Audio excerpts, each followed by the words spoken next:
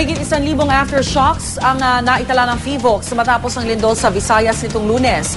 Bakit nga ba nagkakaroon ng aftershock? Alamin sa report ni Cedric Castillo.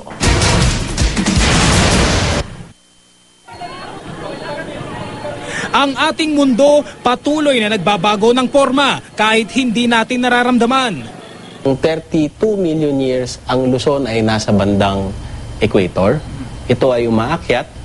Habang ang Luzon ay patuloy na tumataas, tuloy-tuloy ang pagbangga at ang Palawan ay humiwalay sa China at dumikit papuntang Pilipinas. Mainit ang loob ng ating mundo at dahil mainit ito, maraming gumagalaw sa loob.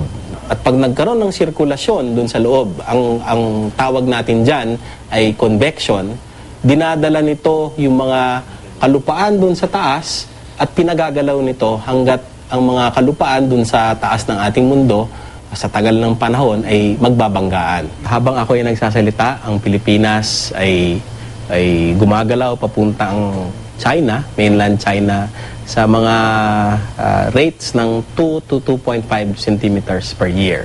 Ang patuloy na paggalaw ng plates o malalaking tipak ng lupa ang dahilan kung bakit nagbabanggaan at nagdidikit ang mga ito para makabuo ng siwang o fault.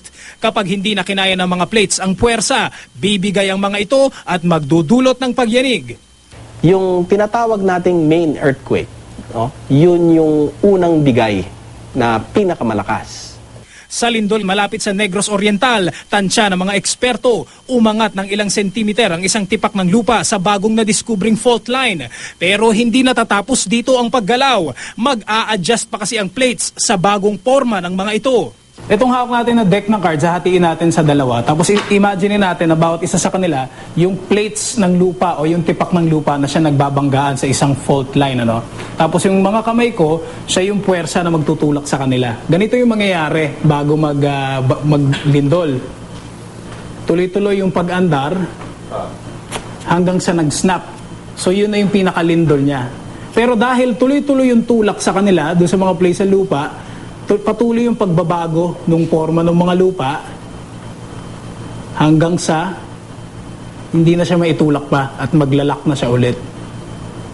Ang resulta ng patuloy na paggalaw mula sa unang pagyanig hanggang sa huminto at magbarang muli ang plates, aftershock.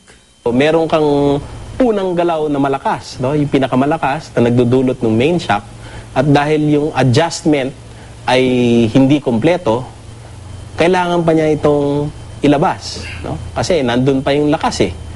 Yung lakas na yon, pagka nagkaroon pa ng adjustment, nagkakaroon din ng mga earthquakes. Pagkatapos nung Japan earthquake na malakas, no?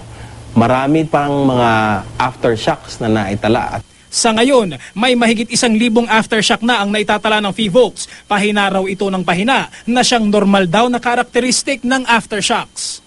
Para sa unang balita, Cedric Castillo reporting.